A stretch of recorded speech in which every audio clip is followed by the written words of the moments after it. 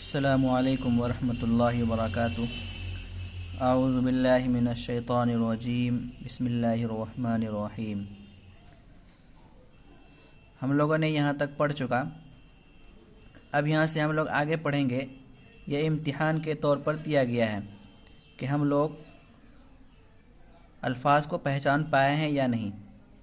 تو میں دیکھ کر آنے بولا تھا، پھر بھی میں اس کو ایک بار اور پڑھ دیتا ہوں۔ چلیے سنیے۔ الف، یا، الف، کاف، نون، سین، تا، عین، یا، نون، واو، میم، الف، یا، دال، را، یا، کاف، لام، عین، لام، ہا، یا، زا، کاف، یا، الف، واو، یا، دال، کاف، را، فا، تا، نون، فا، عین، ہا، الف، لام، ذال، کاف، را، یا، فا، سین، یہ تین شوشے والے جو ہیں وہ سین ہے، یا میں دو نقطے ہوتے ہیں اور وہ نیچے ہوتے ہیں، کاف، فا کا نقطہ اوپر اور ایک ہوتے ہیں، یا، کاف، ہا، میم، الف،